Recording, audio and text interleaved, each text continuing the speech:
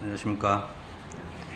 오늘은 이제 4장을 함께 공부해 보도록 하겠습니다. 4장 제목은 영적 미성숙, 그리고 이제 성숙의 진리라고 이렇게 제목을 붙였는데 함께 살펴보도록 하겠습니다. 우선 이제 이 고린도전서 11장 1절, 고린도전서 11장 1절을 한번 열어보겠습니다.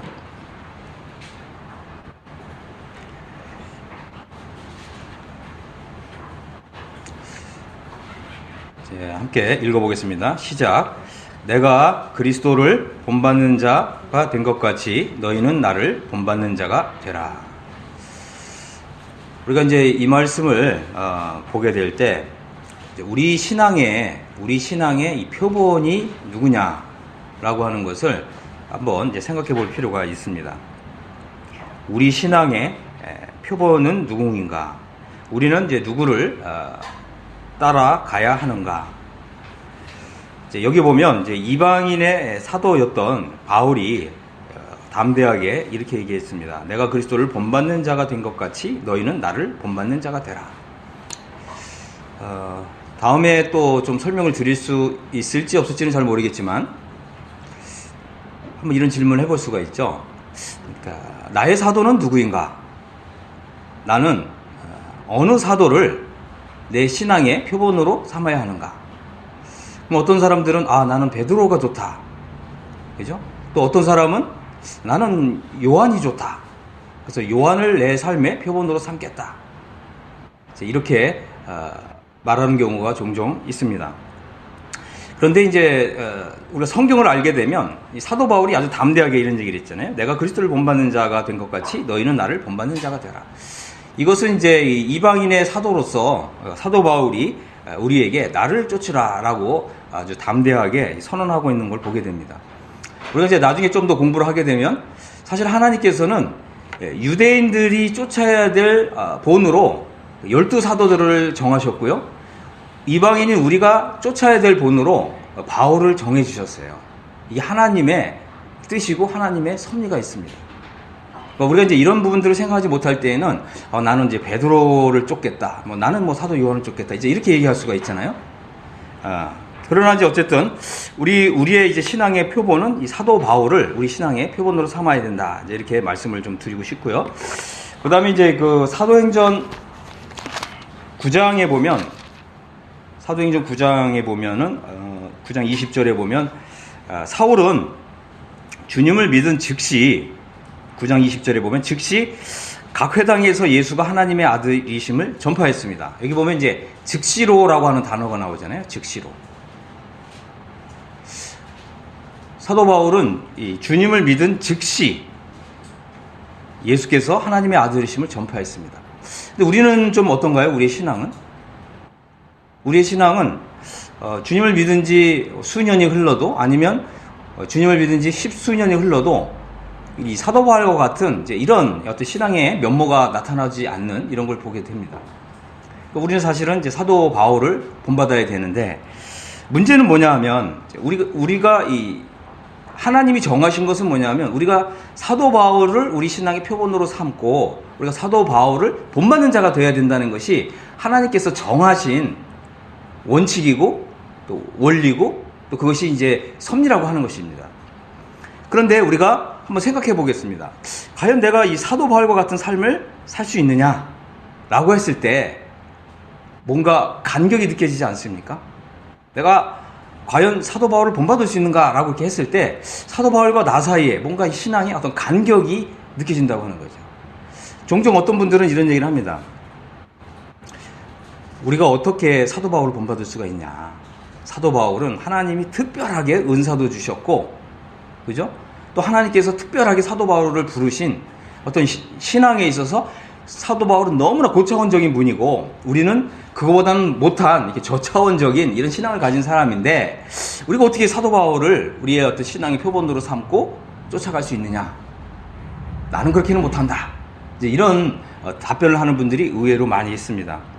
그것은 이제 우리가 사도 바울과 우리 신앙 사이에 어떤 어마어마한 간격이 있기 때문에 그렇습니다. 중요한 포인트는 뭐냐면 우리의 신앙은 사도 바울을 본받는 자가 되어야 된다고 하는 것이 이 하나님의 명령이라고 하는 거고요. 우리가 이제 사도 바울을 본받기 위해서는 우리 신앙에 있어서 도약이 필요하다는 거예요. 도약. 요즘 말로 뭐예요? 신앙에 있어서 점프가 필요하다는 거죠. 우리가 지금 이렇게 성화의 삶 세미나를 공부하는 이유는 우리 신앙에 있어서 점프하기 위해서 배우는 거예요. 왜 그렇습니까? 우리가 정말 주님을 믿은 지 10년, 20년, 30년 동안 열심히 정말 이 제자의 삶을 살아보려고 하고 또 나름대로 사도 바울과 같은 삶을 살아보려고 했는데 잘 됐다고요? 안 됐다고요? 잘 안 됐다고요. 왜 그러냐? 거기에는 우리 신앙이 도약이 필요하고 또 우리가 이 신앙의 도약을 하는데 필요한 이 진리를 알아야 된다고 하는 것입니다. 그래서 우리가 이제 이 성화의 삶 세미나를 통해서 우리 신앙이 이렇게 도약하는, 정말 이 점프하는 이런 은혜가 임하게 되기를 간절히 원합니다. 우리가 이제 그렇게 신앙에 있어서 계속해서 뭐라 그래요? 답보 상태. 아니면 우리 신앙이 구원받은 정도에서만 머무는 이렇게 안주 상태에 이렇게 오랫동안 머문 데에는 다 이유가 있다고 하는 거죠. 그래서 그런 부분들을 한번 살펴보겠습니다. 우리는 이제 어떻게 보면 너무나 거듭남이 뭔지 또 구원받는 것이 뭔지 너무나 잘 알고 있죠. 그런데 우리 신앙이 그 상태에만 너무나 뭐라고 표현해야 되나요? 고착되어 있었다. 그죠? 거듭남의 진리 아니면 우리가 구원받는 이런 부분에 너무 거기에만 안주하고 있었다라고 하는 걸 보게 됩니다. 그런데 우리가 이제 성경을 잘 보면 이 거듭남의 진리는 하나님의 자녀로 출생을 하기 위한 출생이 필요한 진리라고 하는 거죠. 거듭남의 진리를 우리가 잘 안다고 해서 우리가 이 성화의 삶을 살 수 있는 능력을 얻는 것은 아니다라고 하는 것입니다. 우리가 이 구원받았다고 하는 이런 기쁨과 감격이 있는데 그것도 우리가 성화의 삶을 사는 데 있어서 어떤 토대 이런 거는 좀 제공해 줄 수 있을지 모르지만 성화의 삶을 사는 능력을 가져다 주는 것은 아니다고 하는 것입니다. 그래서 이 거듭남의 진리는 이 출생의 진리고요. 거듭난 결과는 하나님의 이 자녀가 되는 거라고 하는 거죠. 우리가 이미 자녀가 됐잖아요. 그죠? 우리가 이미 자녀가 됐고 출생을 했는데 계속해서 어떻게 우리가 출생하는가라고 하는 이 진리만 머물게 되면 우리의 신앙은 계속해서 답보 상태에 머물고 계속해서 우리의 신앙은 조금도 어떤 영적 성장과 성숙이 없이 그저 어린아이 상태에 머물 수밖에 없다고 하는 거죠. 한번 생각해 보시기 바랍니다. 정말 내가 성령의 감동을 받아서 정말 이 길거리에 나가서 좀 한 영혼을 전도하는 이런 일조차 할 수 없는 이런 사람은 아무리 우리가 구원받은 연수가 많다 할지라도 어린아이 아닙니까? 안 그런가요? 우리 한번 이 부분에 정직해지셔야 돼요. 아, 내가 그래도 구원받은 지가 한 30년 되는데 그거 소용없습니다. 왜요? 이스라엘 백성들은 무려 애굽에서 나온 지 40년 동안 어떻게 했어요? 허랑방탕한 삶을 살았잖아요. 광야에서 계속해서 방황했잖아요. 그래서 우리가 이제 이 구원받은 연수가 아무리 오래됐다 할지라도, 그죠? 이 성화의 삶을 위한 능력을 받는 이런 진리를 알지 못한다면 여전히 어린아이 상태에 불과하다고 하는 것입니다.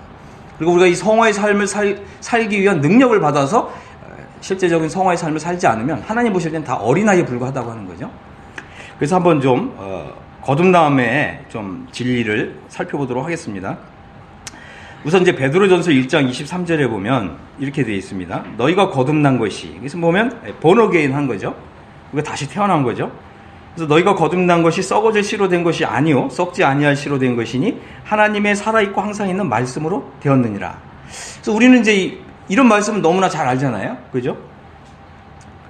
그런데 이제 베드로전서 2장에 오면 사도 베드로가 아주 굉장히 중요한 얘기를 합니다. 그러므로 모든 악독과 모든 게을과 외식과 시기와 모든 비방하는 말을 버리고 갓난 아이들로서 순전하고 신령한 젖을 삼아라 그랬어요. 여기 보면 이제 이 영어식 표현이 참 놀라워요. 이게 영어식 표현은 어떻게 되어 있어요? 새로 태어난 아기들 이렇게 표현한 거죠. 거듭남이라고 하는 것은 우리가 이 하나님의 자녀로 새로 태어나게 해주는 말씀이고 또 진리인데, 거듭난 사람은 하나님의 눈에 보실 때에는 뭐라고요? 뉴본 베이비, 갓난 아기에 불과하다고 하는 것입니다. 그래서 갓난 아기는 어떻게 해야 돼요? 영적으로 이제 성장하고 성숙해야 된다고 하는 것입니다. 그래서 우리가 이제 이 거듭난 사람이라면 이제 우리의 관심은 어디로 옮겨져야 되냐면, 그러면 나는 어떻게 하면 영적으로 성장하고 성숙할 것인가? 여기에 우리의 모든 관심이 모아져야 된다고 하는 거죠. 이것이 이제 굉장히 중요한 것입니다. 거듭남만 아는 사람은 말하는 것이나 깨닫는 것이나 생각하는 것이 어린아이와 같다고 하는 것입니다. 그래서 고린도서 13장 11절에 보면 사도 바울이 이런 얘기를 했어요. 내가 어렸을 때에는 이렇게 얘기했습니다. 그러니까 사도 바울도 영적으로 어린아이 상태에 있었던 때가 있었다는 거죠. 하지만 지금은 사도 바울은 어떻게? 지금은 장성한 사람이 되었다라고 하는 표현이에요. 그래서 내가 어렸을 때에는 말하는 것이 어린아이와 같고 깨닫는 것이 어린아이와 같고 생각하는 것이 어린아이와 같다가 장성한 사람이 되어서는 어린아이의 일을 버렸노라 그랬습니다. 이것도 이제 굉장히 중요한 것입니다. 우리는 사실은 영적으로 성장하고 성숙한 만큼 하나님의 말씀을 보게 돼 있어요.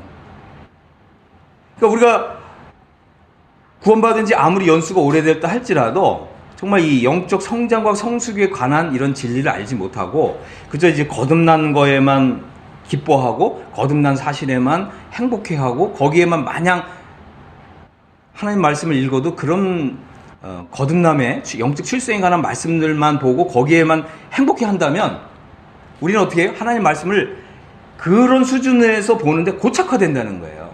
이것이 아무리 정말 이 세월이 많이 지난다 할지라도 우리가 하나님 말씀을 보는 수준이 어린아이 수준, 거기에 머문다고 하는 것입니다. 그래서 이 히브리서에 뭐라고 얘기합니까? 너희가 주님을 믿은 지 정말 수년이 흘렀는데 이제 마땅히 선생이 되어야 될 터인데 뭐라고 그랬어요? 젖이나 먹고 단단하신 분은 못 먹을 자가 되었도다. 그러잖아요. 그죠? 그래서 많은 분들이 이제 이 구원받은 건 너무나 확실한데 너무나 많은 분들이 영적 유아 상태에 오랜 동안 머물고 있다고 하는 것입니다. 그래서 우리가 이런 영적 성장과 성숙에 관한 이런 말씀들을 통해서 정말 우리의 정말 이 영혼 안에 정말 성령님께서 영적 성장과 성숙에 관한 이런 진리들을 열어주셔서 정말 우리가 이 영적으로 성장하고 성숙하는 이런 큰 은혜를 받게 되기를 원합니다. 사도 바울은 담대하게 이런 얘기했습니다. 이제는 장성한 사람이 되었기 때문에 어린아이의 일을 버렸다 이렇게 얘기했습니다. 제가 이제 오랜 동안 이제 그 하나님 말씀을 또 이렇게 설명하고 또 이렇게 해 오다 보니까 많은 분들이 의외로 영적 성장과 성숙에 관한 이런 말씀들을 잘 알지 못하는 이제 이런 현상들을 많이 이제 볼 수가 있었습니다. 그러니까 구원받은 지 오래됐는데 여전히 말하고 생각하는 것이 영적으로 어린 이런 수준. 그러니까 영적으로 어리다는 말은 뭐냐면 주로 이제 우리가 어떻게 죄인이 어떻게 하나님 앞에서 의인의 신분을 얻을 수 있는가, 또 어떻게 우리의 영혼이 본어게인이 다시 태어나서 하나님의 자녀가 되는가, 이런 것들은 종합적으로 말씀을 드리면 이건 다 영적 출생에 관련된 말씀들이잖아요.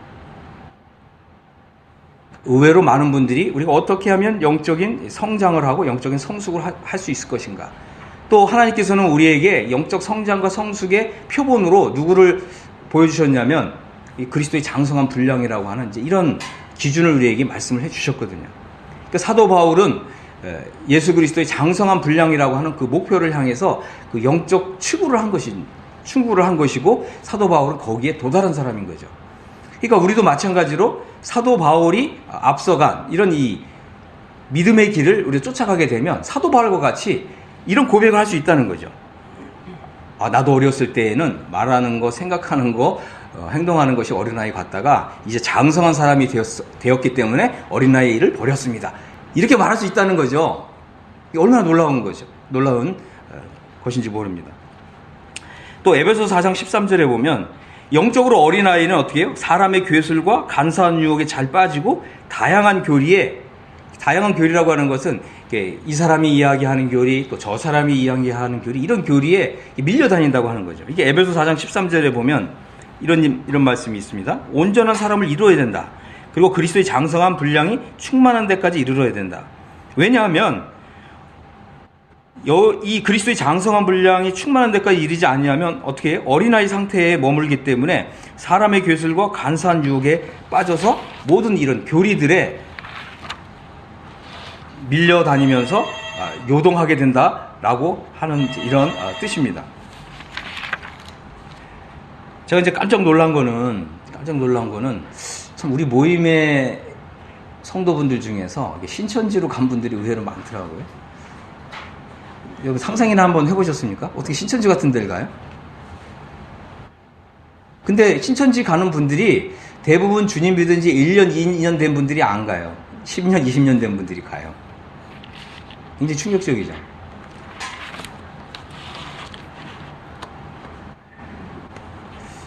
의외로 주님 믿은 지 상당히 오래된 분들이 신천지뿐만 아니라 여러 다양한 이단에 빠지더라고요. 그래서 어떻게 해서 그런 이단에 가게 됐습니까? 이렇게 물으면 거기 가서 말씀을 듣는데 꿀처럼 달대요. 제가 들어보니까 순 다 엉터리인데 꿀처럼 달대요. 이런 말씀의 맛을 본 적이 없다는 거예요. 그래서 이 성화에 관련된 성화의 삶을 살기 위한 이런 능력을 받지 못하면, 그죠? 영적인 성장과 성숙이 이루어지지 않고요. 또 영적인 성장과 성숙이 이루어지지 않는 사람들은 어린아이 상태에 머물기 때문에 이 분별을 못하는 거예요. 분별을 못해요. 그리고 이것이 정말 이 하나님께 속한 영인지 아니면 사탄에게 속한 영인지 이걸 분별을 못하고, 또 진리의 말씀을 또 옳게 분별해야 되는데 이 진리의 말씀을 옳게 분별을 못하는 거예요. 이것이 이제 구약 시대에 속한 말씀인지 신약 시대에 속한 말씀인지, 또 이것이 이스라엘에게 하신 말씀인지 아니면 그리스도의 몸된 우리 교회에게 하신 말씀인지 이걸 분별해야 되는 거거든요. 근데 이걸 분별을 못하니까 이제 이런 이상한 현상들이 나타나는 것입니다.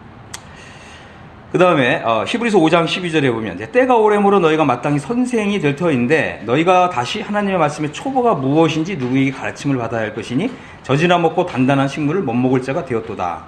대저 젖을 먹는 자마다 어린아이니 의의 말씀을 경험하지 못한 자요.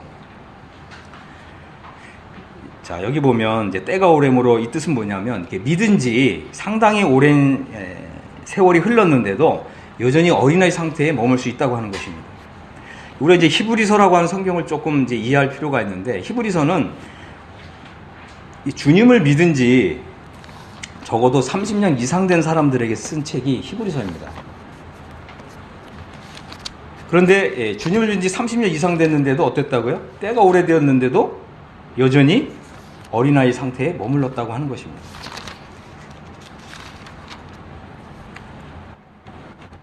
히브리서 2장 3절에 보면 이제 우리가 이같이 큰 구원을 등한히 여기면 어찌 그 복음을 피하리요 이랬고요.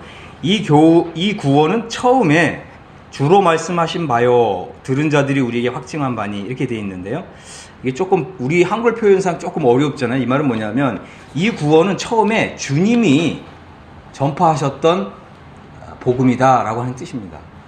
그 말은 무슨 뜻이냐면 주님이 이제 공생의 당시에 복음을 전하실 때 듣고 믿었던 사람들인데 이 사람들이 적어도 이렇게 30년 이상의 세월이 흘렀지만 여전히 영적 어린아이 상태에 머물렀다고 하는 것이죠. 그래서 젖이나 먹고 단단한 식물을 못 먹는 이런 어린아이 상태에 오랫동안 머물러 있었다고 하는 것입니다. 그래서 히브리서에서는 뭐라고 얘기합니까? 그리스도의 도의 초보를 더 이상 닦지 말고 뭐라고 했죠? 완전한데 나아가라 그랬습니다. 완전. 그래서 이제 여기에 이 완전이라고 하는 아주 중요한 교훈이 있습니다. 이 완전이라고 하는 단어는 이제 영어로는 이제 perfection이에요. perfection. 그래서 이제 제가 이제 이 나눠드린 이제 여기 프린트물에 보면 완전에 이르라 이렇게 돼 있잖아요.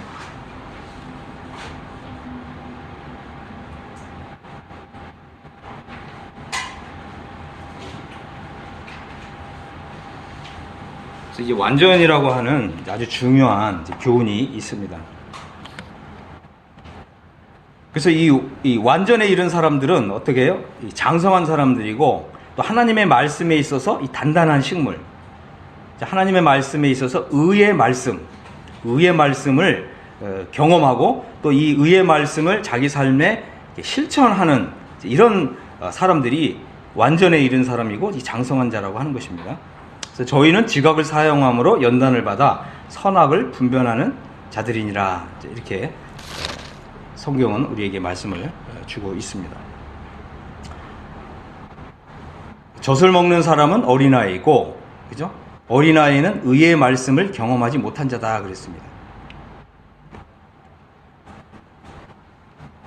이것은 이제 굉장히 이제 아주 중요한 구절입니다. 영적으로 장성한 사람은 의의 말씀을 준행하고 또 실천하고 순종하는 이런 사람이라고 하는 것입니다. 그래서 이 성경에서는 우리에게 영적 성숙이라고 하는 아주 중요한 진리를 우리에게 교훈해 주고 있습니다. 그래서 이 성숙의 기준은 그리스도의 장성한 분량의 충만이라고 하는 것입니다. 그래서 우리가 다 하나님의 아들을 믿는 것과 아는 일에 하나가 되어 온전한 사람을 이루어야 된다. 그리고 그리스도의 장성한 분량이 충만한 데까지 이르러야 된다. 이렇게 우리에게 말씀을 주고 있습니다. 한번 생각해 보셨습니까? 과연 내가 이 세상을 살아가는 동안 이 세상에서, 그죠? 이 땅에서 그리스도의 장성한 분량에까지 이른다. 정말 이런 소망을 품고 또 이런 소원을 또 하나님 앞에 이렇게 아뢰고 우리가 그렇게 신앙생활을 좀 해본 적이 있습니까? 이상할이 많지? 그런 게 없어요. 이상할이 많지. 우리가 너무나 구원받았다고 하는 여기에만, 그죠? 여기에만 그냥 온통 포커스가 맞춰져 있고 여기에만 그냥 안주하고 살아가는 이런 일이 너무나 많습니다. 하지만 하나님께서는 우리에게, 그죠? 우리에게 그리스도의 장성한 분량의 충만함까지 이르러야 된다고 분명하게 말씀을 주셨어요. 그리고 명령으로 주셨습니다. 그런데 이것이 바로 이 땅에서 이루어져야 된다고 하는 것입니다. 다시 말해서 우리가 이 땅에서부터 사도 바울처럼 사는 이런 삶을 시작을 해야 된다고 하는 거죠. 이해하셨습니까? 많은 분들이 이렇게 생각해요. 우리가 그냥 이 땅에서 거룩한 삶, 성화의 삶을 우리가 어떻게 살 수 있냐? 우리는 그저 구원받은 사실에만 감사하면서 그냥 죄를 어떻게 안 지을 수가 있냐? 죄 안 짓는 사람이 어디 있냐? 그래서 우리가 이렇게 살다 보면 어느 날 주님이 오시면 우리가 홀연히 다 변화가 되어서 주님 나라에 들어가게 된다. 그렇게 얘기를 하는 거예요. 근데 그 말이 맞을까요? 그 말이 맞을까요? 우리가 이제 이 요한일서도 잘 보면, 그죠? 요한일서도 잘 보면 그 말씀을 하기 전에 그 앞뒤 문맥을 잘 읽어봐야 돼요. 우리가 이 구원받은 사실에만 감격하고 감동하면서, 그죠? 정말 이 거룩한 삶을 도외시하고 외면하고 그렇게 마음대로 살아가도 정말 주님이 오실 때 우리의 몸이 다 영광스러운 몸으로, 주님 같은 몸으로 다 변화가 되어서 정말 주님 앞에 정말 이 하나님께로부터 통치권을 받는 정말 이런 일이 있는지 우리가 성경을 잘 보시기 바랍니다. 성경은 그렇게 얘기하고 있지 않아요. 오히려 정말 이 성화의 삶을 부인하고 성화의 삶을 살지 않거나 못한 사람들에 대해서 주님 뭐라고 하셨습니까? 내가 이 사람을 부끄러워하리라 그랬잖아요. 이 부끄러움을 당하는 것입니다. 그래서 우리가 성경을 이렇게 잘 읽어볼 필요가 있고요. 그 다음에 이제 두 번째 우리가 좀 생각해 봐야 될 것은 우리가 하나님이 우리를 부르셨을 때에는 하나님의 아들의 형상을 본받도록 우리를 부르셨다고 하는 것입니다. 로마서 8장 29절에 보면 하나님이 미리 아신 자들로 또한 그 아들의 형상을 본받게 하기 위하여 미리 정하셨으니 이는 그로 많은 형제 중에서 맏아들이 되게 하려 하심이니라. 그래서 이제 이 하나님께서 우리를 이제 부르셨을 때는 하나님의 아들이신 우리 주님의 형상을 본받도록, 이어서 이제 이 본받는다는 말은 뭐냐면 온전히 닮는다라고 하는 뜻이죠. 그래서 하나님께서는 우리를 거듭나게 하셔서 자녀로 삼으실 뿐만 아니라 우리가 영적인 성장과 성숙을 이루어서 하나님의 아들들로 나타나기를 하나님이 기대하시는 것입니다. 그래서 이 아들이라고 하는 것이 무엇입니까? 아들이라고 하는 것은 정말 아버지 하나님의 뜻을 받들어 충성스럽게 섬길 수 있는 그런 믿음을 가진 사람들이에요. 그리고 이런 믿음에 도달해야 되지 않습니까? 정말 이 아버지 하나님의 뜻을 나의 정말 양식으로 삼고 또 아버지 하나님의 정말 뜻이라면 정말 온전히 우리 주님처럼 순종하는 그래서 우리 하나님 아버지께 정말 나의 삶을 통해서 영광을 돌려드리는, 정말 우리가 이런 믿음으로 살아야 되지 않습니까? 하나님께서는 우리가 그 하나님의 아들의 형상을 온전히 본받기를 하나님께서는 기대하신다고 하는 것입니다. 그래서 우리가 이제 첫 번째 시간에 신분과 상태에 대한 진리를 우리가 알아야 된다 이렇게 말씀을 드리면서, 하나님의 자녀라고 하는 것은 우리의 신분이라고 말씀을 드렸습니다. 그죠? 그런데 우리가 하나님의 아들들이 되는 것은, 이것은 상태에 관한 진리라고 말씀을 드렸습니다. 하나님의 자녀는 이 거듭남의 진리만을 아는 사람들을 하나님의 자녀라고 이렇게 부르는 것입니다. 그래서 하나님의 아들은 바로 영적 성장과 성숙의 진리를 아는 사람들을 가리킵니다. 그리고 우리가 이제 공부하는 영적 해방의 진리를 아는 사람들이 바로 이제 하나님의 아들들이 되는 것입니다.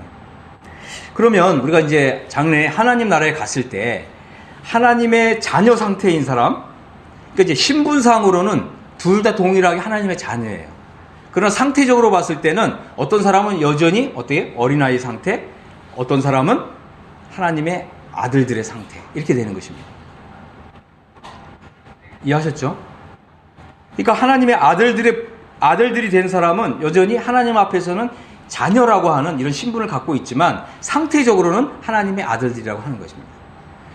그러나 거듭남의 진리, 구원받았다고 하는 이런 진리만 아는 사람은 신분적으로는 하나님의 자녀이고 상태적으로는 하나님 앞에서 어린아이 상태, 이렇게 되는 것입니다. 그러면 이제 장래에 하나님 나라에 들어갔을 때, 그러면 하나님의 자녀인 상태인 사람과 하나님의 아들들의 이른 상태에 이른 사람은 그럼 동일하냐 다르냐, 이 부분을 좀 함께 살펴보도록 하겠습니다. 이 아들은 성경에 보면 이 장자권을 받은 사람입니다. 장자권. 여러분 장자권 들어보셨죠? 히브리서 12장 16절에 보면 이 단어가 장자의 명분이다 이렇게 번역이 됐습니다. 근데 여기 성경에 보면 이 에서라고 하는 사람이 나오는데, 이 에서라고 하는 사람은 이 장자권을 동생에게 팔았어요. 이거 굉장히 중요한 교훈이죠. 그래서 이게 뭐라고 얘기했습니까? 음행하는 자와 혹 한 그릇 식물을 위하여, 이 한 그릇 식물은 뭐냐면 팥죽이잖아요. 팥죽. 이 팥죽을 얻기 위해서 장자의 명분을 판 에서와 같이 망령된 자가 있을까 두려워하라. 이것은 굉장히 중요한 것입니다. 그죠? 우리가 이제 이 창세기를 보면 하나님께서는 이 장자에게 이 장자의 권한, 장자의 권리, 장자의 특권을 하나님이 정하셨어요. 그래서 이 장자가 이 장자권을 받는 것을, 이것은 뭐냐면 하나님을 존중하는 이런 믿음인 거고, 또 하나님을 경외하는 믿음의 표현이었습니다. 그런데 이 에서가 어떻게 얘기를 했냐면, 배가 너무 고프니까, 그죠? 그 말은 뭐겠어요? 이 세상 그저 팥죽 한 그릇 정도밖에 안 되는 이것과, 그 다음에 하나님이 이제 자신에게 주시는 영적인 복, 이게 이제 장자권인데, 이걸 두 개를 비교했는데, 내가 배가 너무 고프니까 나에게 이 장자권이 무슨 의미가 있느냐? 그죠? 그리고 이걸 자기 동생한테 판 거예요. 이런 일이 있습니까? 없습니까? 이런 일이 오늘날 없으면 히브리서 신약성경에 이걸 기록을 안 했죠.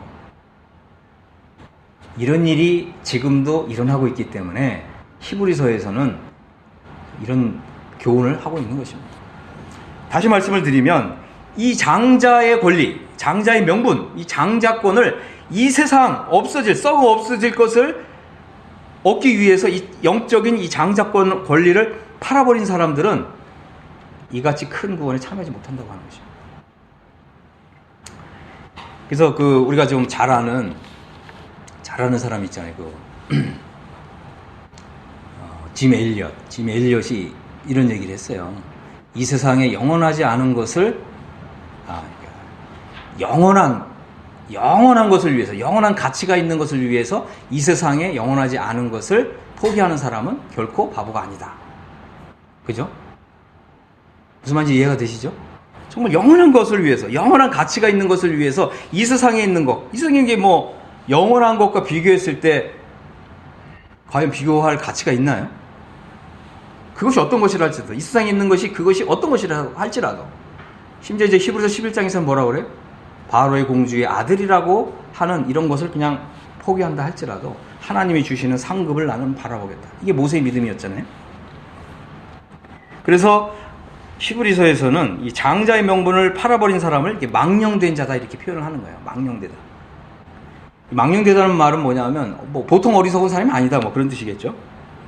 그런데 이제 이 에서는 나중에 이 축복을 기업으로 받으려고 눈물을 흘리면서 아버지께 구했는데 그런데 버림바가 되어서 회개할 기회를 다시 얻지 못했다 그랬습니다.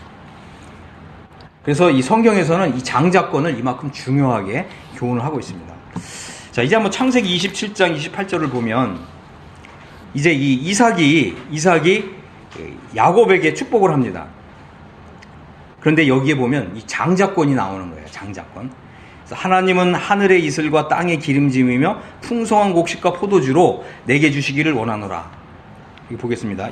29절. 만민이 너를 섬기고 열국이 내게 굴복하리니 내가 형제들의 주가 되고 내 어미의 아들들이 내게 굴복하며 내게 저주하는 자는 저주를 받고 내게 축복하는 자는 복을 받기를 원하노라. 여기에 보면 이 장자권 세 가지가 나옵니다. 첫 번째, 만민이 섬긴다는 거예요. 만민이 무슨 뜻이에요? 이 세상 모든 사람들이 다 주로 받들어 섬긴다는 것입니다. 굉장히 놀랍죠? 그 다음에 두 번째는 열국은 뭐 all nations입니다. 이 땅에 속한 모든 백성들이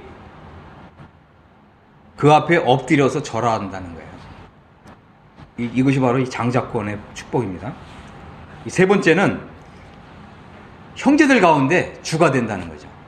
형제들 가운데 형제들의 머리가 된다고 하는 것입니다. 그리고 이러한 이 장자권이 언제 나타나냐면 이제 천년왕국 시대에 나타나는 거예요.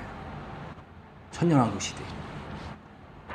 그래서 이 천년왕국 시대에도, 그죠? 천년왕국 시대에도 어떤 사람은 다스림을 받는 백성으로 들어가는 것이고, 어떤 사람은 그 통치하는 주의 자리에 들어간다고 하는 것입니다. 그러니까 왕의 자리에 들어간다고 하는 것입니다. 그래서 하나님께서 우리에게 교훈하시는 것은, 그죠? 천국에 입장권이 있고요. 천국에 이 통치권이 있어요. 이해하셨습니까? 사복음서는 뭐냐면, 사복음서는 천국의 입장권을 열어주는 게 사복음서입니다. 사도 바울이 쓴 이 서신서는요, 바로 이 통치권을 열어주는 이 서신인 거예요. 이 차이가 있습니다. 또 신명기 21장 17절을 보면, 여기에도 보면은 장자는 자기의 소유에서 그에게는 두 몫을 줄 것이니 이는 자기의 기력의 시작이라 장자의 권리가 그에게 있음이니라. 그래서 이 하나님의 자녀들이 하나님께로부터 기업을 받는데 장자의 권을 가진 사람에게는 2배를 준다는 거예요. 이게 얼마나 놀라운 일입니까? 그죠? 이런 일이 있다는 거예요. 이런 일이 있다고 하는 것입니다. 그래서 우리가 이제 구원을 받았기 때문에 이제 하나님 나라에 들어가는 입장권을 얻었어요. 이 하나님의 나라의 입장권은 이것은 취소되거나, 그죠? 반납되지는 않습니다. 하지만 이 통치권의 문제는 다른 거예요. 통치권의 문제는 다릅니다. 그래서 우리가 이제 거듭났기 때문에, 구원받았기 때문에 우리는 하나님의 자녀라고 하는 신분을 얻었습니다. 이 말은 뭐냐면 천국에 들어가는 입장권을 얻었다라고 하는 것입니다. 하지만 우리가 하나님 나라에서 왕으로서 통치하는 이 통치권을 과연 받았느냐, 이것은 아직 확정되지 않았다고 하는 것입니다. 그래서 우리가 이 성화의 삶을 사는 것이 왜 중요하냐면, 이 성화의 삶을 살지 않은 사람들에게는 이 통치권이 없다고 하는 거죠. 이게 아주 굉장히 중요한 교훈인 것입니다. 그럼 왜 그러냐면, 우리가 이제 믿음으로 의롭다함을 받는 것은, 이것은 모든 사람이 다 믿음으로 얻는 것이에요. 우리의 어떤 공로가 전혀 포함되어 있지 않아요. 그렇기 때문에 입장권 문제는 우리가 믿음을 통해서, 하나님의 정말 은혜를 통해서 모두에게 공평하게 주어지는 거예요. 우리의 공로가 전혀 개입되지 않는 거죠. 하지만 성화의 문제는 다릅니다. 성화의 문제는 하나님께서 정말 나의 삶 속에 성화의 삶을 살도록 은혜를 주시고 능력을 주시는, 그래서 하나님께서도 100% 일하셔야 되고요. 또 우리도 성화의 삶을 사는 데 있어서 우리도 100% 힘을 써야 되는 거예요. 한번 이런 생각을 해봤습니다. 과연 우리가 성화의 삶을 산다고 했을 때 어떤 사람들은 이런 얘기를 하거든요. 야, 우리가 무슨 성화의 삶을 살 수 있냐. 하나님이 100% 일하셔야 된다. 그러면 하나님은 100%, 나는 0%. 여러분, 성화의 삶을 살아지던가요? 아니요. 성화의 삶을 살지 않습니다. 그런 것들은 이제 과거에 정적주의자라고 있어요. 정적, 콰이어티스트라는 말이 있는데, 이 말은 뭐냐면 나는 아무것도 할 필요가 없어요. 하나님이 다 하신다. 이런 신앙이거든요. 이런 신앙은 성경적인 믿음이 아닙니다. 그러면 성화의 삶을 사는데 하나님이 그럼 50% 일하시고 나도 그럼 50% 일하는 거냐? 반만 일하는 거죠. 하나님이 절반 하시고 나도 절반 일하는 거예요. 그래갖고 100%가 되는 거죠. 이렇게 하면 성화의 삶이 사라지나요? 이것도 안 된다는 거예요. 우리가 성화의 삶을 살려면 사실은 하나님이 100% 은혜를 주셔야 되고, 또 성령의 능력을 주셔야 되고, 또 우리도 기도하면서 적극적으로 100%를 해야지. 그래야 성화의 삶을 살아지고 또 성화의 삶의 능력을 받아서 성화의 삶이 살아진다고 하는 것입니다. 그래서 우리가 섬기는 모든 일들이 나무나 짚이나 풀로 되는 것이 아니라 금이나 은이나 보석으로 우리의 공력이 쌓여진다고 하는 것입니다. 그래서 과연 누가 장자의 명분을 얻을 수 있느냐, 또 어떻게 하면 이런 장자의 명분을 얻을 수 있느냐, 이제 이것을 우리가 한번 좀 생각해 볼 필요가 있습니다. 이 히브리서의 이제 이 주제는 이 초보에 머물지 말고 완전에 이르라고 하는 것입니다. 그래서 뭐 좀 나눠드린 좀 이 프린트물 한번 보시기 바랍니다. 성경에서는요, 완전하라고 하는 이런 분명한 명령의 말씀이 있습니다. 마태복음 5장 48절에는 그러므로 하늘에 계신 너희 아버지의 온전하신 것 같이 너희도 온전하라. 우리 성경에는 이제 온전 아니면 이제 완전 이렇게 두 가지로 번역이 되어 있습니다. 그런데 이제 영어식 표현은 하나예요. 퍼펙트라고 하는 단어입니다. 그 다음에 고린도서 2장 6절에 보면 그러나 우리가 온전한 자들 중에서 지혜를 말하노니, 이제 이렇게 표현했어요. 그래서 온전한 사람들이 등장합니다.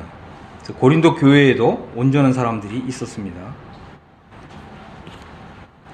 여기서 이제 또 굉장히 또 중요한 것은 뭐냐면, 하나님의 말씀은 정말 지혜인데, 이 지혜의 말씀은 영적인 어린아이 상태, 육신에 속한 사람들, 그리스도 안에서 어린아이에 속한 사람들에게는 이 하나님의 지혜의 말씀이 아무 효력이 없다는 거예요. 오히려 이런 지혜의 말씀은 온전한 자들에게 효력이 있고, 또 거룩한 삶을 살 수 있는 능력으로 다가온다고 하는 것입니다. 그래서 우리가 이 온전한 자들이 되는 것이 이만큼 중요하다고 하는 것입니다. 또 이제 고린도전서 13장 10절에는 온전한 것이 올 때에는 부분적으로 하던 것이 패하리라 이랬고요. 내가 어렸을 때에는 말하는 것이 어린아이 같고 깨닫는 것이 어린아이 같고 생각하는 것이 어린아이 같다가 장성한 사람이 되어서는 어린아이 일을 버렸노라 이랬습니다. 그래서 이제 우리가 여기서 보면 온전한 것이 올 때에는 이제 이렇게 번역됐기 때문에 온전한 것이 뭐냐, 그죠? 온전한 것이 뭐냐. 그래서 여기에는 이제 몇 가지 성경 해석이 있어요. 뭐 온전한 것은 뭐 성경의 완성이다, 그죠? 뭐 이제 이런저런 이런 해석이 있는데, 사실은 우리가 이제 이거 좀 영어 성경을 보면 온전한 것이 아니라 완전히 올 때에는 이런 말이에요. 완전히 올 때에는, 완전히 올 때에는. 이것은 이제 히브리서에서 말씀하는 대로 그리스도의 도의 초보에 머물지 말고 완전에 이르도록 하라. 그 완전이거든요. 이것이 이제 사도 바울이 쓴 서신이기 때문에 이 같은 의미라는 거예요. 그러니까 우리 성경에 이게 온전한 것, 그러니까 이게 무슨 뭐 신약 성경의 완성이다, 아니면 뭐 주님이 재림하시는 거다, 뭐 이렇게 의견이 분분한데 그런 뜻이 아니고, 그런 뜻일 수도 있지만 어쨌든 저는 이게 온전이라고 하는 것은 이게 같은 뜻이라는 거예요. 온전. 그리고 이 온전을 표현하면서 영적으로 어린 것과 또 영적으로 장성한 것을 언급했기 때문에 이 온전이라는 것은 영적 성숙이라는 거예요. 영적 성숙.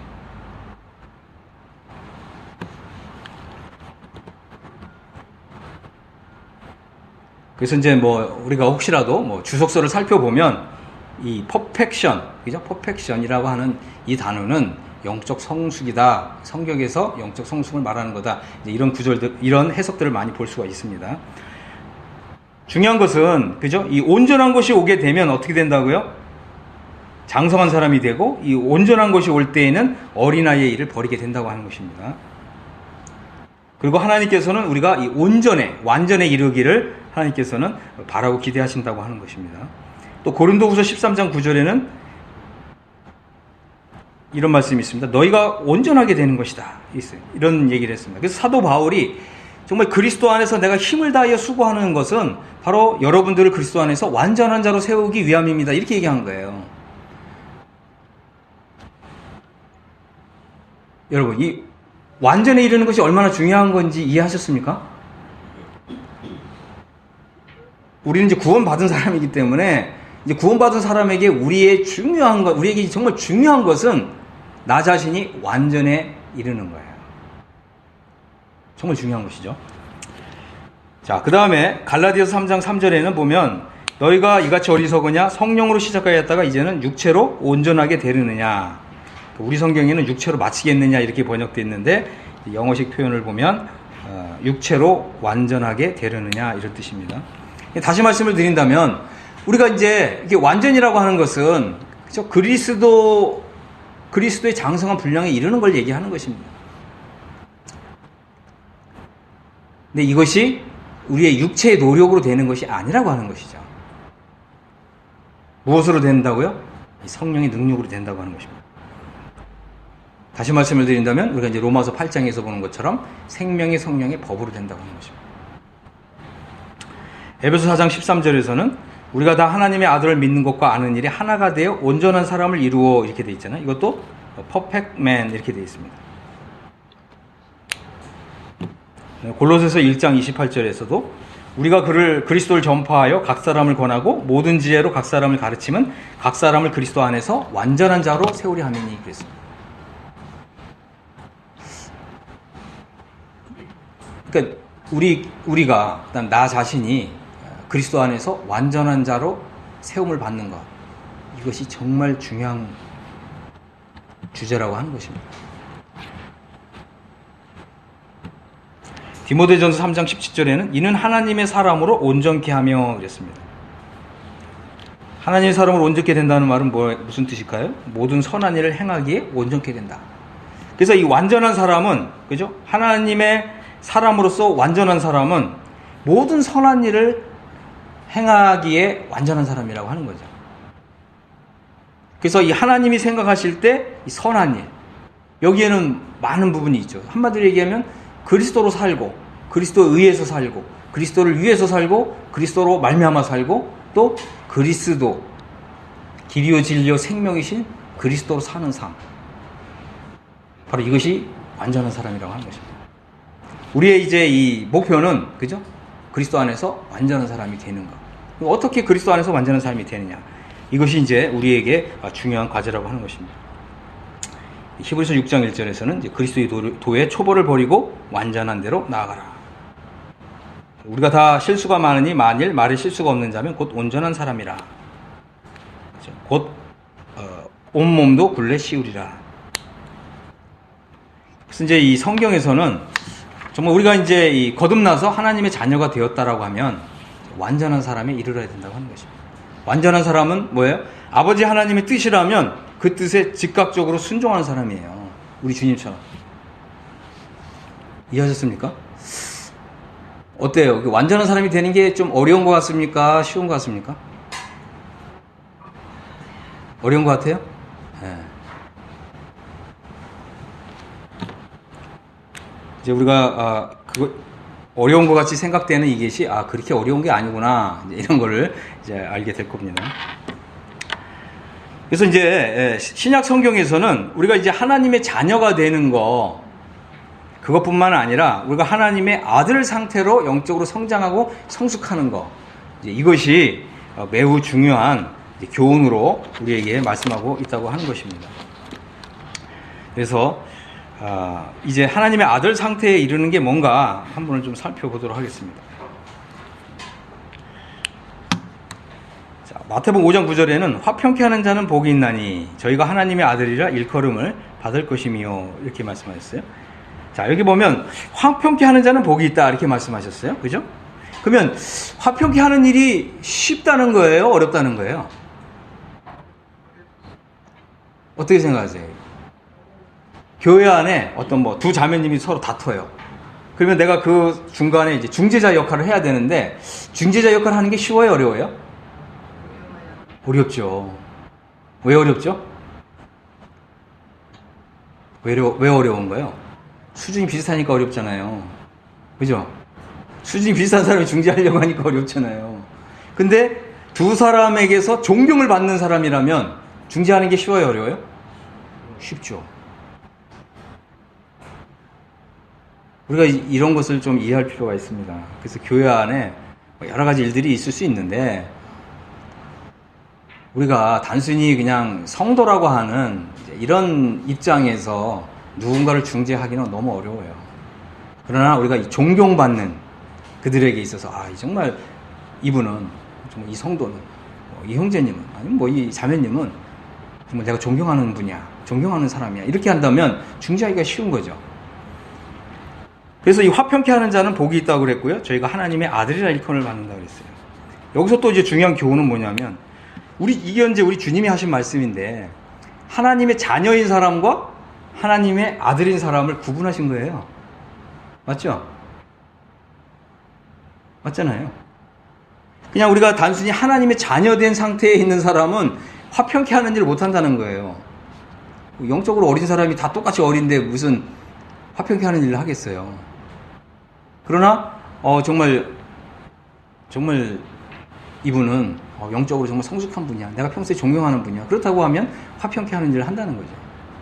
그래서 주님이 이 말씀을 통해서 하나님의 자녀 상태와 아들 상태를 구분하셨다. 그리고 화평케 하는 일은 하나님의 아들들의 이런 분량에 이른 사람들만이 할 수 있는 일이다라고 하는 것을 교훈하셨고, 또 하나는 우리가 이제 하나님의 아들들이 되는 이런 일을 격려하셨다고 하는 거예요. 그죠? 우리가 구원받은 상태로만 머물지 말고, 그죠? 영적으로 성장하고 성숙해서 하나님의 아들들의 상태에 이르도록 해야 된다고 하는 것을 격려하셨다고 하는 것입니다. 자, 마태복음 5장 44절에는 이런 말씀이 있어요. 나는 너에게 이르노니 너희 원수를 사랑하며 너희를 핍박하는 자를 위하여 기도하라. 이같이 한즉 하늘에 계신 너희 아버지의 아들이 되리니. 그랬습니다. 자, 여기를 보면 하늘에 계신 아버지의 아들이 되는 방법을 주님 말씀하셨는데, 그게 뭐냐면 원수를 사랑하며 너희를 핍박하는 자를 위하여 기도하라. 이 말씀이 좀 쉬운가요? 어려운가요? 어려워요? 글쎄, 어려울 수도 있고 또 어떤 분은 또 쉽다고 생각할 수도 있고, 그죠? 혹시 교회에, 그죠? 내가 이제 섬기고 있는 교회에 꼭 나에 대해서 나쁘게 얘기하고 다니고 막 이런 성도 혹시 있나요? 있어요? 있어요? 네. 그러면 주님이 이제 그 성도를 사랑하라 그러면 어떻게 쉽겠어요? 어렵겠어요? 안 돼요? 불가능해요? 네, 불가능하죠. 저도 이런 일 많이 겪었어요. 우리가 이 주님을 따라가는데, 그죠? 어린 양이신 주님이 이 세상을 살아가시면서 어린 양으로 사시니까 얼마나 상처를 많이 입으셨겠어요, 우리 주님이. 사람들로부터. 그죠? 온갖 비난도 받고, 또 모욕도 당하시고, 그죠? 또 거짓된 모함도 받으시고, 그러셨잖아요. 우리가 이제 어린 양이신 우리 주님을 따라가는 사람이라면 우리에게 어찌 상처가 없을 수 있냐. 그런 말이 있어요. 그러니까 우리가 이제 이 어린 양이신 주님을 잘 따라가고 있는 사람은 이런 상처를 많이 받는다는 거예요. 근데 그것도 누구한테 받아요? 세상 사람들로부터 받는 것도 있겠지만 오히려 믿는다고 하는 사람들한테 받는 이런 상처가 많다는 거예요. 뭐 저라고 없겠어요, 여러분? 저도 많이 겪었어요. 근데 저도 이제 믿음의 초기에는 정말 나를 미워하고 나를 핍박하는 사람을 위해서 기도해주고 이게 정말 어렵더라고요. 정말 어려워요. 근데 이런 진리는 배워지더라고요. 배워집니다. 그럼 이게 왜 안 배워지냐? 딱 결론이 이거예요. 우리가 이제 다 공부를 한 건데, 내 안에 내가 너무 많으면 안 되는 거예요. 그러나 내 안에 주님으로 가득 차면 돼요, 안 돼요? 되는 거예요. 간단한 거죠. 그래서 이제 지금은 이제 좀 서론 정도로만 말씀드리고, 그죠? 또 다음 장에서 이런 부분에 대해서 좀 구체적으로 말씀드리도록 하겠습니다. 어쨌든 중요한 건 뭐냐면, 중요한 포인트는 내 안에 내가 너무 많기 때문에 주님의 이런 말씀들이 잘 순종이 안 된다. 당연한 것입니다. 그래서 또 한 가지 또 위로를 삼을 수 있는 것은 이 주님의 이 12사도들도 믿은 처음부터 그들의 믿음이 처음부터 좋았던 사람들이 아니에요. 맞죠? 베드로도 막 주님을 3번이나 부인하고 심지어 주님의 이름을 막 저주까지 하잖아요. 그죠? 베드로나 뭐 이런 사도들도 처음에는 우리와 같은 비슷한 믿음의 사람이었다고 하는 거죠.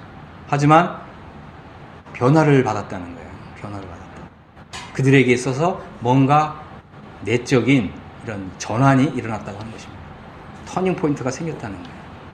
우리가 이렇게 공부하는 이유도 그죠? 이제 우리가 지금까지 살아왔던 삶을 한번 뒤돌아보고 우리가 왜 이렇게 영적으로 미숙한 유아적인 이런 상태에서 삶을 계속해서 살아왔는가. 그리고 돌이켜 보건대 하나님을 위한 열매보다는 이 사망을 위한 열매를 왜 이렇게 많이 맺어왔냐. 이제 이런 것을 한번 돌이켜 보면서 그죠? 이제 나를 내려놓는 법을 배우는 거예요. 뭘 배운다고요? 나를 내려놓는 법을 배워야 돼요. 그래서 정말 나 자신이 너무나 혐오스러운 이런 존재라고 하는 것을 보게 될 때 그때 우리에게 서광이 비치는 거예요. 그전에는 이 서광이 안 비쳐요. 이제 우리가 이제 또 이렇게 젊은 청년들한테도 이런 말씀을 좀 이렇게 전하는데 젊은 또 청년들은 이런 부분에 대해서 워낙 벽이 두텁다 보니까 말씀 교제가 잘 안 돼, 안 들어가는 게 이렇게 느껴지더라고요. 자, 그 다음에 이제 로마서 8장 14절에서는 이렇게 얘기했습니다. 무릇 하나님의 영으로 인도함을 받는 그들은 곧 하나님의 아들들이다. 그래서 이제 제가 이렇게 우리 성경에는 하나님의 아들이라 이렇게 돼 있는데 영어 성경이 전부 하나님의 아들들이라 이렇게 표현했어요. 왜 이렇게 표현하는 이유는 하나님의 아들은 사실은 예수 그리스도만을 하나님의 아들, 단수라고 이렇게 표현하는데 우리가 하나님의 아들이 되는 게 아니라 아들들이 되는 거예요. 이거 좀 차이가 있습니다. 우리가 하나님의 아들이 된다 이렇게 얘기하면 주님과 뭔가 이렇게 좀 똑같은 그런 게 된다 이렇게 생각할 수가 있는데 그런 의미가 아니고 우리는 어떻게 해요? 자녀 상태에서 아들들의 상태가 된다. 그래서 이게 이렇게 복수로 표현을 하는 것입니다. 그리고 이제 영어 성경, 원어 성경과 영어 성경에는 전부 하나님의 아들이신 예수님을 가리킬 때는 단수로 하나님의 아들 이렇게 표현하고 우리를 표현할 때는 그죠? 하나님의 아들들 이렇게 복수로 표현하는 것입니다. 이 성경이 이렇게 번역이 돼 있어요. 영어 성경을 보면. 근데 우리 성경에는 그냥 하나님의 아들 이렇게 번역이 돼 있는데 이런 부분들이 좀 문자적으로 완전히 번역되지 않은 이제 그런 부분이 있습니다. 그래서 우리가 하나님의 아들이 되는 게 아니라 하나님의 아들들이 된다. 이렇게 표현하는 게 맞는 겁니다. 자, 그래서 이 로마서 8장에는 무릇이란 말은 좀 누구든지 하나님의 영으로 인도함을 받는 그들이 곧 하나님의 아들들이다. 이렇게 표현했어요. 이것은 이제 굉장히 중요한 거죠. 왜냐하면 로마서 7장 상태에 있는 사람도 있고 로마서 8장 상태에 있는 사람도 있잖아요. 로마서 8장에 있는 사람은 하나님의 영으로 인도함을 받는 사람들이고 하나님의 영으로 인도함을 받는 사람들이 하나님의 아들들의 상태에 도달한 사람들이다 라고 하는 뜻입니다. 그리고 로마서 8장 15절에서는 이제 양자의 영을 받은 사람이 하나님의 아들들이 된다 이렇게 말씀하고 있고요. 그 다음에 이제 갈라디아서 4장을 보면 갈라디아서 4장이 이 부분에 대해서 아주 잘 설명을 하고 있습니다. 로마 4장을 갈라디아서 4장 1절을 보면 내가 또 말하노니 유업을 이을 자가 모든 것의 주인이나 어렸을 동안에는 종과 다름이 없어서 이 말은 뭐냐면 하나님의 자녀 상태에 있는 사람들은 종과 다름이 없다 그 뜻이에요. 그 아버지가 정한 때까지 후견인과 청지기 아래 있나니 우리도 이와 같이 우리도 어렸을 때에는 이 세상의 초등학문 아래에 있어서 종노릇 하였더니 때가 참에 하나님이 그 아들을 보내사 여자에게 나게 하시고 율법 아래 나게 하신 것은 율법 아래 있는 자들을 속량하시고 우리로 아들의 명분을 얻게 하려 하심이라. 너희가 아들임으로 하나님이 그 아들의 영을 우리 마음 가운데 보내사 아빠 아버지라 부르게 하셨느니라. 자, 이 로마서 7장 상태에 있는 사람들은 다 율법 아래에 있는 사람들이에요. 그래서 이 해방을 경험한 사람들은 율법으로부터 해방을 받기 때문에 아들의 명분을 얻게 되고 또 아들이기 때문에 하나님이 아들의 영을 우리 마음 가운데 보내신다라고 하는 것이고요. 이것이 이제 로마서 8장하고 이렇게 연결이 되어 있는 것입니다. 그래서 율법에서 해방을 받은 사람은 이제 이 아들의 명분을 받았다라고 하는 것입니다. 아들의 명분은 이제 장자권이라고 그랬죠. 그 다음에 너희가 아들인 거로 하나님이 그 아들의 영을 우리 마음 가운데 보내사 아빠 아버지라 부르게 하셨느니라. 그래서 여기 보면 너희가 아들인 거로, 그렇죠? 영어식 표현은 너희가 아들이기 때문에 하나님이 그 아들의 영을 우리 마음 가운데 보내신다 라고 하는 것입니다. 그래서 이제 성경에 보면 이제 우리가 영적 성숙으로 들어가는 길을, 그것은 곧 로마서 7장 상태에서 벗어나서 로마서 8장 상태에 들어가는 것이다. 그리고 이것은 바로 로마서 7장 상태에서, 그죠? 하나님을 위한 열매를 맺지 못하기 때문에 이 고뇌하는 이런 사람들은 하나님의 이 자녀 상태에 있다. 영적 해방을 받은 사람들은 이제 로마서 8장으로 넘어가게 되는데, 로마서 8장에 들어간 사람들은 이제 하나님의 이제 아들들이 상태를 얘기한다고 그랬습니다. 상태가 하나님의 아들들의 상태에 들어가게 되는 것이다. 그래서 영적 성숙으로 들어가는 길은 사실은 이제 그리스도의 죽음에 연합하는 길이다. 영적 성숙으로 들어가는 길은 이제 그리스도와 연합을 이루는 길이다. 그리스도와 동일시되는 것이다. 그리고 또 양자삼음의 진리, 진리를 통해서 이제 하나님의 아들들이 되는 것이다. 이제 이런 이제 중요한 진리들을 우리가 이제 볼 수가 있습니다. 여기서 이제 우리가 이제 좀 결론적으로 보면, 그래서 이제 이 영적 성숙의 문제는 영적 해방의 진리와 이렇게 밀접하게 연결이 되어 있다라고 하는 것입니다. 그리고 우리가 이제 영적으로 성장하지 못하고 영적으로 이렇게 성숙하지 못한 이유는 우리가 이 자아 중심의 삶, 아니면 이제 육신적인 삶, 이런 삶을 살았기 때문에, 그러니까 내 안에 내가 너무 많기 때문에, 그죠? 그래서 이 자아로 사는 삶 때문에 우리가 이 영적인 유아 상태에 머물 수밖에 없다고 하는 것입니다. 그래서 우리가 이 자아 중심의 삶을 살고 육신적인 삶을 사는 사람은 하나님께서 이 죄와 사망의 법으로 그 사람을 이렇게 딱 묶어 놓는 거예요. 그래서 이 성경에서 이걸 뭐라고 표현했냐면 가두어 둔다 이렇게 표현했어요. 하나님께서 이 죄 아래 가두어 두셨다. 그죠? 그래서 이 죄성이 그냥 이렇게 내 안에서 이렇게 작용하는 대로 그대로 따라 살도록, 그래서 하나님 그렇게 허용하셨다는 거예요. 그러니까 죄성이 나를 이끄는 대로 사니까 어떨 것 같아요? 굉장히 편한 것 같죠? 근데 그게 게으른 삶이거든요. 그죠? 그리고 또 게으른 삶을 사니까 결과는 어때요? 굉장히 패배 의식을 느끼게 되죠. 그러니까 거기에 맴 돌게 하셨다는 거예요. 다람쥐 채바퀴 돌듯이. 이것이 바로 우리가 영적 유아 상태에 있기 때문에 오는 현상이라고 하는 거죠. 그래서 하나님께서 이제 질문하시는 거예요. 정말 여기서 벗어나고 싶으냐? 어떤 대가를 지불한다 할지라도 정말 이 상태에서 벗어나길 원하느냐? 지금 이거 물으시는 거예요. 그럼 뭐라고 대답하시겠습니까? 제 말을 좀 이해를 하셨다면 여러분들 여기서 그렇구나, 내가 이제는 결단해야 되는구나, 이렇게 돼야 이게 좀 제가 말씀드린 걸 이제 이해하시는 거죠.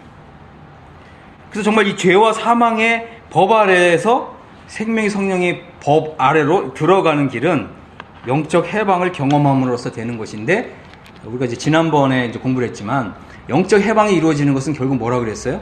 하나님 앞에서 나를 완전히 포기하는 것이고 하나님 앞에서 완전한 항복을 하는 것이라고 말씀을 드렸습니다. 기꺼이 항복하겠느냐는 거예요. 하나님 앞에서. 하나님께서 여러분들에게 이런 질문을 분명하게 좀 던져주셨을 줄로 믿고요. 또 이 부분에 대해서 정말 개인적으로 하나님 앞에 대답하시길 바랍니다. 그럴 때 비로소 이제 이 로마서 7장에서 로마서 8장으로 들어가는 길이 열린다는 거예요. 우리가 이제 착각하는 건 뭐냐면 이 진리를 지식적으로 동의했다 그래가지고 로마서 8장 상태로 들어가는 게 아니에요. 이 말씀이 내 안에 이루어져야 돼요. 뭘로요? 생명의 성령의 법으로. 그래서 이것이 생명의 성령으로 법으로 이루어진 사람과 지적으로 동의한 사람은 다른 거예요. 우리가 갈라디아서 2장 20절 잘 알잖아요. 근데 갈라디아 2장 20절만 아시면 안 돼요. 5장 24절도 아셔야 돼요. 5장 24절 어떻게 되어 있냐면 그리스도 예수의 사람들은 육체와 함께 그 정욕과 탐심을 십자가에 못 박았느니라. 여러분, 이것이 단순히 그냥 교리적인 진술인가요? 아니면 나도 이게 됐습니다. 이게 믿음이거든요. 그리스도 예수의 사람들은 십자가에 못 박힌 사람이구나. 나는 예수님 믿으니까 나 십자가에 못 박혔어. 여러분, 이렇게 얘기하는 게 이게 뭐야? 이게 이제 지적인 동의하는 거예요. 근데 정말 이 문제로 주님, 제가 정말 나의 육체와 함께 나의 정욕, 나의 욕심, 탐심, 이제 십자가에 다 못 박겠습니다. 이렇게 믿음으로 하나님께 응답하는 것은 전혀 다른 문제라는 거예요. 우리는 어떻게 해야 된다고요? 믿음으로 하나님의 이 말씀에 여러분이 대답을 하셔야 된다는 거예요. 그럴 때 길이 열립니다. 로마서 8장으로 들어가는 길이 열리고 정말 이것이 이제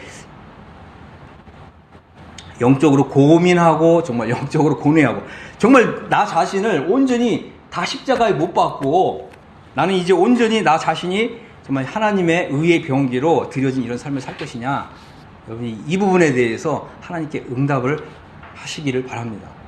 정직하게. 아니면 주님 지금은 못하겠습니다 뭐 이렇게 하시던가요. 이제 이렇게 정직하게 대답을 하시면 이제 이 길이 이제 열리게 될 것입니다.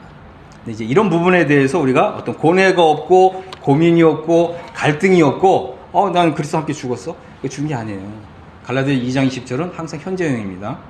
많은 분들이 이렇게 얘기하더라고요. 나는 예수님 믿을 때 그때 내가 그리스도 함께 십자가에 못 박혔어. 이 다 과거형이잖아요. 과거 완료형이잖아요. 그럼 이제 질문하죠. 그럼 지금은 어떤데요? 그러면 지금은 내가 너무 살아있지. 그거 갈라디아 2장 10절 믿는 거 아닙니다. 우리가 이제 그 영어 성경을 보면 사도 바울은 이것을 항상 현재형으로 고백했어요. 내가 그리스도와 함께 십자가에 못 박혔느니 그런즉 이제는 내가 산 것이 아니요 내 안에 그리스도께서 사신 것이다. 그래서 5장 24절에 뭐라고 얘기했습니까? 그리스도 예수의 사람들은 육체와 함께 그 정욕과 탐심을 십자가에 못 박은 사람이다. 이것이 바로 그리스도인의 정의입니다. 여기에 도달하지 않은 사람은 그리스도인이 아니에요. 분명하게 이해하시기 바랍니다. 그리스도인이란 말은 원래 제가 요것만 좀 설명을 드리고 마치겠습니다. 우리 성경에는 그리스도 예수의 사람들을 이렇게 되어 있는데 이 영어 성경이 이렇게 되어 있어요. 이렇게 되어 있어요. 이게 영어식 표현이에요. 우리 성경에는 그리스도 예수의 사람들인데 영어 성경에는 이렇게 딱 되어 있어요. 이게 무슨 뜻인 것 같습니까? 네? 얘기해보세요.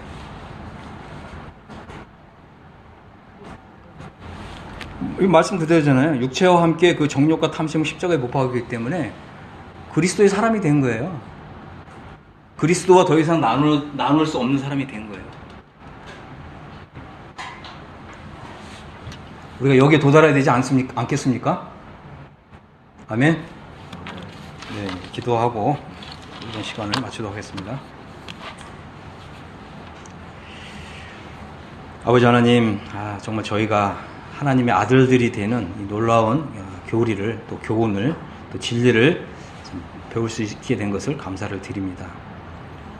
아버지 하나님, 저희가 이 하나님의 말씀 앞에 정직한 마음으로 서서 또 정직하게 하나님 앞에 우리의 믿음을 아를 수 있도록 성령으로 역사해 주시기를 원합니다. 그래서 정말 하나님 앞에 또 하나님의 이 세계에서 한 획을 긋는 정말 이런 터닝 포인트가 일어나도록 성령으로 주장해 주시옵소서. 성령의 역사와 또 하나님의 말씀 앞에 우리 자신을 온전히 의탁드리오며 우리 주 예수 그리스도의 이름으로 아버지 하나님께 기도했습니다. 아멘.